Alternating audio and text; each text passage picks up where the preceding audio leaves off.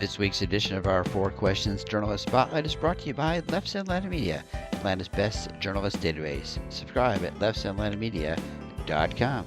All right, welcome to the next edition of our Four Questions Journalist Spotlight.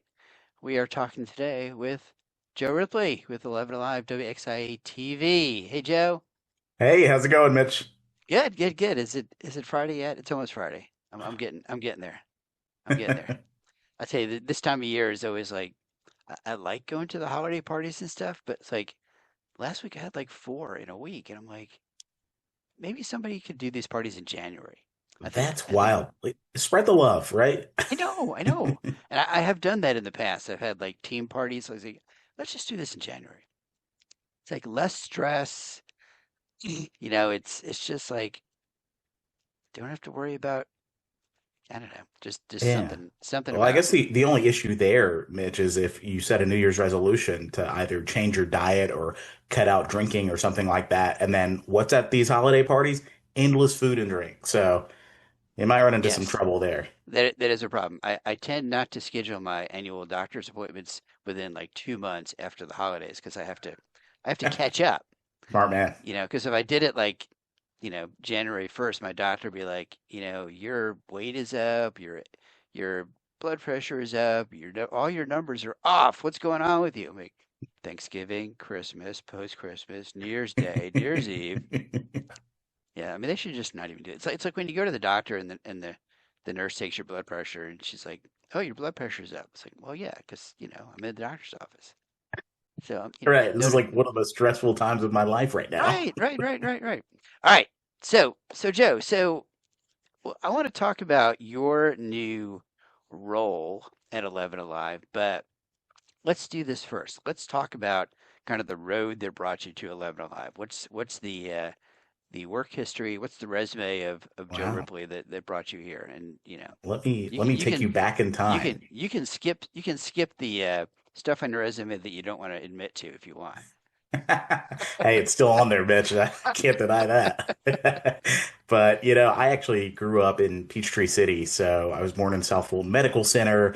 And I tell folks it used to exist, but like a lot of other hospitals around Atlanta, they have closed for one reason or another. But it was just amazing growing up in the Atlanta area. And, it was always my dream, right, to get back here to report or anchor in some form or fashion, be a journalist here in the city where I grew up. So I went to college. I did 2 years at Georgia State.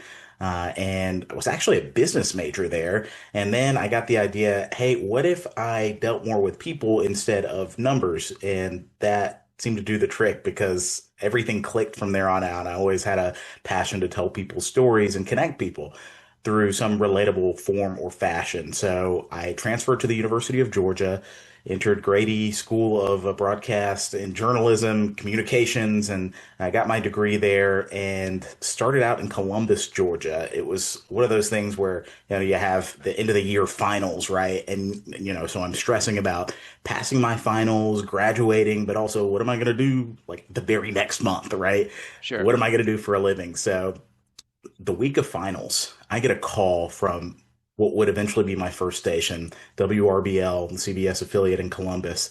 And they're like, hey, we're looking for a guy to come in and, we're transitioning websites. We want a digital head and we want someone to really up our content game. And, we have some Georgia graduates here. We feel like dogs are where it's at when it comes to the upper echelon in journalism. We would love for you to come and join our team. And this is after, Mitch, weeks of applying to newspapers, radio, TV, any way I can get my foot in the door. So getting that call was a godsend, especially the week of finals where I'm, anxious and nervous about what's going to happen. But that was my foot in the door. I was a digital content producer from Columbus. About 3 months into the job, they were like, hey, we need somebody to anchor this weekend show. Can you do it? And I was like, can I? We're about to find out. And that was my first time on air. They liked me so much, they said, we're going to have you report more. And I was like, okay, well, what does that entail? It's like, you're going to be out in the streets and talking to people and, making stories and putting them on air. And I was like, yeah, I guess I can do that. And so it was that summer of 2015 where, they offered me my first real contract. And I said, well, if I'm going to stay, then I want a show, right? So they made me weekend anchor, and I had the best 2.5 years there in Columbus, Georgia. I met a lot of really good people, made friends with some of those Auburn fans there, for better or for worse. And then after that, I went to Greenville, South Carolina, and I love Greenville. I call it the hidden gem of the South. I spent 3 years there as a reporter and eventual weekend anchor, and it was the summer of 2020, and I said, well, I just got engaged to my wife. We're planning a wedding, and I'm not in Atlanta, and I think it's a lot easier for me to go there than for her to come here and, leave her career behind. So I said, I don't know how it's going to happen, but we're going to end up in Atlanta together. As you can imagine, long distance relationships take a lot of work to keep up, and it was definitely worth it for her. Yeah. But I got a call while I'm on vacation at the beach, Mitch, from my news director who hired me at the time. And she's like, hey, do you have a second to talk? I'm in my bathing suit. And I said, yeah, got all the time in the world. She's like, how would you like to come home? How would you like a chance to come back to 11 Alive? And I said, this is my dream, and funny story, Mitch. The person who helped get me in at 11 Alive, we worked together in Columbus. You hear it all the time. This business is minuscule. It's super small. It's so true. You never know who you're going to run into and how you all will run back into each other down the road. So, quick shout out to my old executive producer, Diana Zito, who got me in at 11 Alive. And the rest is history, as we say. It's been over 5 years now since I've been back home. It's great. Yeah, and you had all warm climate jobs.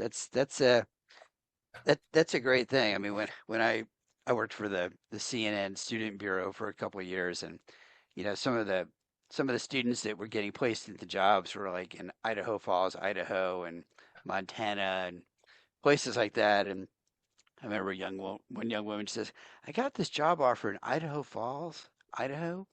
Says, "I'm not sure where that is." I said, well, let's look that up, and I'll show you." And I said, and just want you to know that, low temperatures in the winter in Idaho Falls, Idaho are like, -20 or something Oh like my that. And, gosh. it's small market. And, people do you do small markets, you You do start, your time, as they say. Yeah. right. You do your time in the small markets and you work your way up. But you were fortunately in, as they say, warm weather ports Yeah, that was for, important to me. I definitely wanted to stay close. My family's here, my wife's family's here in Georgia, I should say. So I was never more than 2 to 3 hours away. So I kind of played my cards right there. so you've been general assignment reporting, anchoring for a couple of years at 11 Alive. Tell me about the new role. Yeah, so, it wasn't too long ago, maybe a few weeks ago, that our director of content, Todd Spessard, came to me and said, how would you like to become our new community reporter? And I was like, what does that mean? And this is a role, Mitch, I think that is critically important, especially when it comes to local news. My job now is to continue to tell stories, but really tell them in a way that keeps people first, that really highlights a lot of what's happening in our community. I hear all the time out in the field and even over email, why do you only cover fill in the blank, whether that's crime, whether that's criminal justice, whether that's politics. There's so much going on in our world today, Mitch, that can be potential stressors. I'm here to tell stories that not only matter, but inspire and inform and educate. That is what I'm truly trying to do in a role that I'm carving out. This has really never been done before at 11 Alive, and I don't know too many other people, at least in the Atlanta market, doing what I'm doing now. And so a lot of people are asking me, what exactly do you cover? I'm not putting any limits on it. I will tell sometimes political stories. I'll tell economic stories. I'll tell medical stories, but I will tell stories that try and relate people to people. I just got done with a shoot the other day on Kate's Club. This is an organization that, especially around the holidays, is really ramping up because they take care of kids who have lost loved ones. these are the kinds of stories that you may not know that local news tells, but they need to be told because there's somebody watching out there who is struggling around the holidays. And maybe they see this story and say, there is some hope. Maybe I don't have to go through this journey alone. Today, I just got done with a shoot at the College Football Hall of Fame. So it runs the gamut, Mitch, on what community reports I present, but it's given me a lot of flexibility. We're able to talk more in the morning about the story, the process, the storytelling, and I get to have a little fun every once in a while. Are you on air 5 days a week with these stories, or a couple of days a week? Yeah, What's the so what's the what's the in plan? in this role, I am in the 6:45 slot right before the Today Show. This is typically an hour that, or a time slot, I should say, that gets some of the most eyes and any day part in local news. And so that's sort of the strategy to try and air these stories more in that time slot leading up to the Today Show so that they fall in line with kind of what people expect to hear and how people should start their day on a positive note or at least on a good note that they have local news that they can rely and depend on to tell their stories. And if folks want to, they have story ideas. What's the best way to kind of pitch you some Oh, ideas? Is it email or yeah, how do email's probably the best way. I'm yeah? at the letter JRIPLEY at 11alive.com, jripley at 11alive.com. It's probably the best way. Eh, Less doom and gloom, so to speak. I still want to be timely and relevant and urgent when the need calls for it, but at the same time, I don't want that to limit what I can cover. Less news of the day for me. We still have a whole team covering that, but for me, it's more finding stories that the community can rally around. Yeah, and I would imagine it doesn't have to. I mean, it probably won't tie into news of the day. I mean, it might sometimes, I guess, right? Yeah, so if there's I typically work in advance, but sometimes there will be something timely that week. Like the other week, I did a story on Roswell elections. Roswell is a suburb that has seen a lot of change demographically. That there's a kind of a emphasis on, a historic city growing, but trying to balance that growth with new development while keeping their charm. I think that's a common theme in a story around not only Metro Atlanta, but across all of Georgia and maybe even the country, these cities grappling with which direction their leadership needs to go. So I did that story during a runoff time, runoff election period. And so, I'll have some timely stories, Mitch, but it won't necessarily be, if we get a call on the scanners that, they're going to send me out there. Right. Yeah. Which I'm sure you're very excited about that you're not going to have to be chasing the scanners anymore. I have chased my fair share of ambulances. I have covered my fair share of council meetings and fires and shootings. I think it's time I cover a little something different. Do they even have it? I don't even know. Last time I was in the newsroom, is the scanner even playing in the background anymore? It is, and maybe your experience, Mitch, because I feel like once you've experienced a few hours with the scanner, it becomes almost like background noise. But there Yeah. there are different things that pop out, and you wouldn't think, right? Yeah, I don't hear the scanners in the newsroom. A lot of times, our assignment desk will wear headphones to prevent, because you got channels, you got DeKalb County talking, APD talking, you got Cobb talking, so all of that noise maybe sometimes gets filtered down to the headphones or whatnot. I remember, being in newsrooms where I'd be talking to somebody at the desk, and there's like two or three scanners. This is a long time ago. All these scanners playing behind them, and all of a sudden they say, "Wait a minute, stop, hold on." It's like, what? There's a shooting in Fayette County. It's like you pick that up from, the A background. dozen I mean, different, yeah. but the folks who worked the desk for, for 20 years, that was their thing. They could pick out the chatter when there was something important that They're very that gifted. that popped on a scanner like that. Um, are there stories that you have kind of in the back of your head? You're thinking, okay, I want to cover this or I want to cover that, or is anything in particular that is kind of on your radar? Yeah. Different. I told you about the Roswell story, and I kind of live up in that direction. So that matters to me. But I love telling stories about places that are kind of off the beaten path. I have a shoot scheduled soon.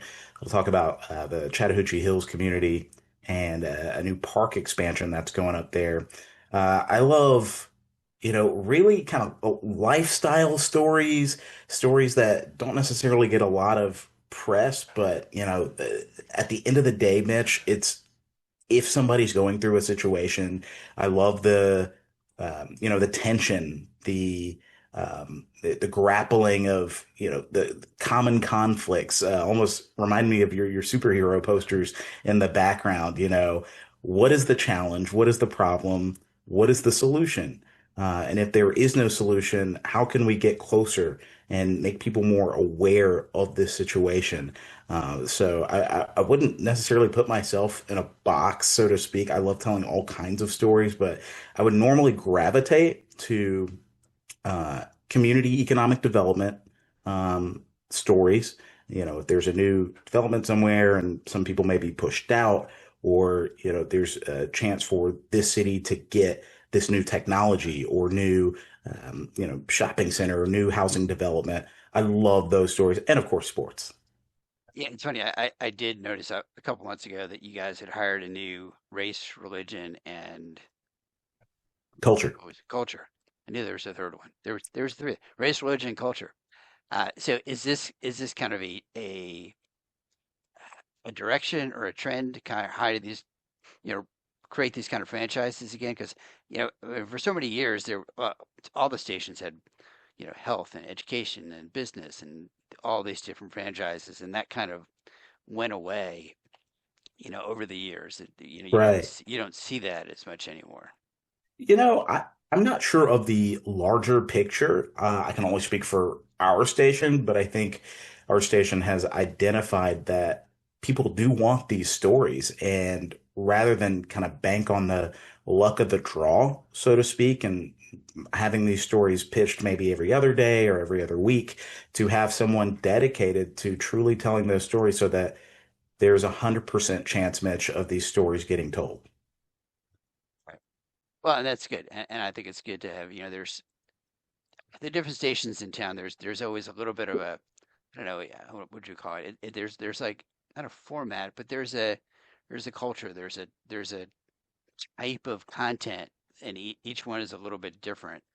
Uh, and I guess the station, yeah, you want to do that, differentiate yourselves a little bit from the other stations in town. Hey, we have this kind of we're telling this kind of story that no one else is telling, or we're focusing on this that no one else is telling, or Yeah, and I think 11 Alive historically has gone in that direction. The stories that you may not see anywhere else, kind of carving our own niche, so to speak, to stand out.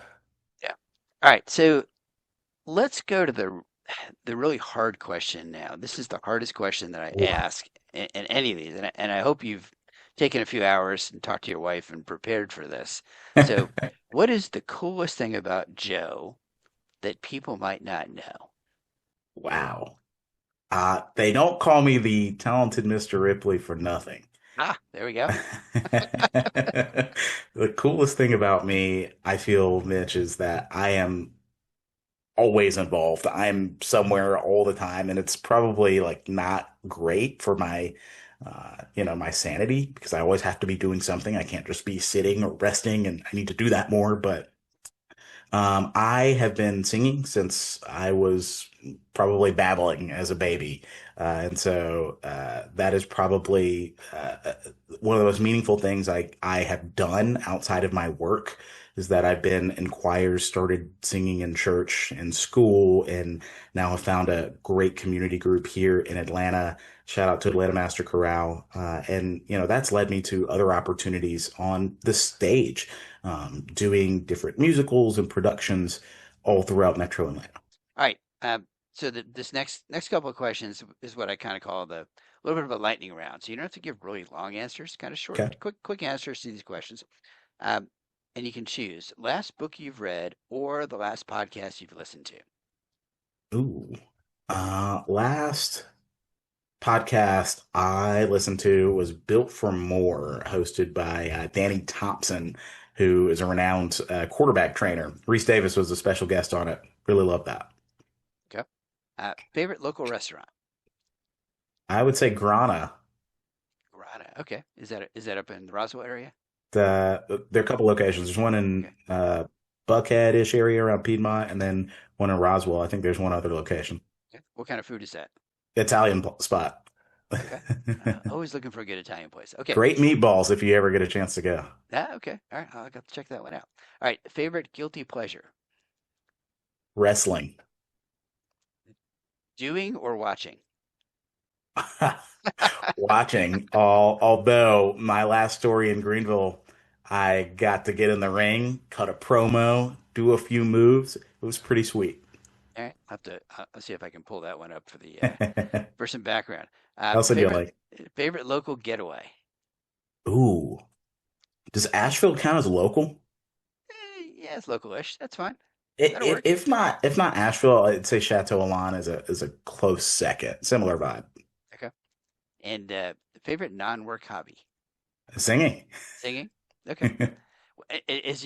Do you have a what's your genre? What do you sing Oh most? man. So Or are I you all over the typically place? sing a lot of choral music, Mitch, but I mean I can sing country, I can sing R&B, I can sing gospel, a little jazz. So Can you it give us depends a on little which day you catch me. give it? All right, today's Thursday. What are we doing Thursday? Today? Today, What's today? Thursday, Today? Thursday is one of my lucky nights off. I'm going to see someone else sing. But Christmas Can you, music is on my mind. all So, right. So you're with the Atlanta Master Chorale. Is that correct? Is that what it's called? Atlanta Master Chorale. Okay. So give us 30 seconds of what people would hear if they were going to go to a performance. oh wow. Okay. All right. So you're going to hear a lot No of pressure. No pressure. no pressure, right? They are going to hear a lot of harmonic glorious melodies. They are going to hear in four or six or eight parts a sonorous bath. You hear about these sound baths, but there's nothing like being in the audience for an Atlanta Master Chorale concert because not only are you hearing the music, you're feeling the music. It's our tagline where music touches spirit. You can feel the notes and the lyrics just settle down in you and make you feel a special certain type of way, whether that's, tears of joy or maybe just resonating with how you're feeling at the time. It's almost like it's washing over you. I would say that's the experience you get. Am I going to get a taste of that here? Are you going to give me a taste? I'm only one person, so Okay, okay. All right. I mean, if A little acapella here. a I know. little acapella, I put you on the spot. I didn't say I was going to make you sing, did I? you did not, but I I'm did I'm not. used to the request. Because you know what I'm going to do if you don't sing for me here, I'm going to go I'm going to find some B-roll or something Oh and my drop it in gosh, here. it's out there. All right. I think there's some Atlanta Masters.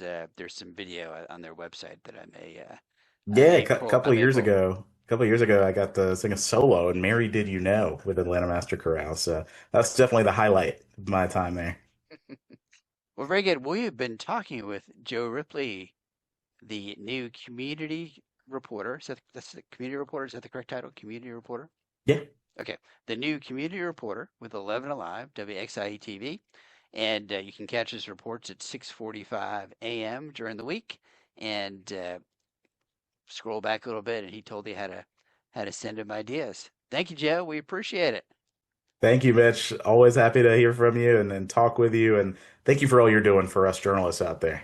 Absolutely. And if you want to see our archive of journalist spotlights, go to YouTube, or if you want to listen to the audio only version, you go to Apple Podcasts or anywhere you get your podcasts, and you can find find our archive. And of course, if you're looking for our database of Atlanta media, go to leftsatlantamedia.com and click the subscribe button today, and you get our database of journalists. You get our Mitch's Media Musings monthly newsletter. You get our media blog and all kinds of other things that you get on the website. Very good. Thank you, Joe. And we will see everyone in 2 weeks. Would save our son.